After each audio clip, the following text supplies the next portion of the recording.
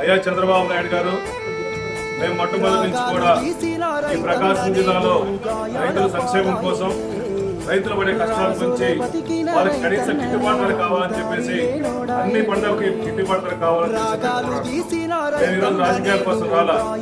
రైతులు పడే కష్టాలు, ముఖ్యంగా పొగాకు రైతులు పడే కష్టాలు, గతంలో ఆ ప్రభుత్వంలో జగన్మోహన్ గారు ముఖ్యమంత్రి ఉన్నప్పుడు కింటా 32,000 వాళ్ళకి. ఈ రోజు పరిస్థితి వస్తుంటే వచ్చిన బెయిల్స్ మొత్తం కూడా 40% బెయిల్స్ రిజెక్షన్ పడుతుంది. మిగిలిన బెయిల్స్ కూడా కింద 18,000 రూపాయలు కూడా పలికే పరిస్థితి లేకపోయింది.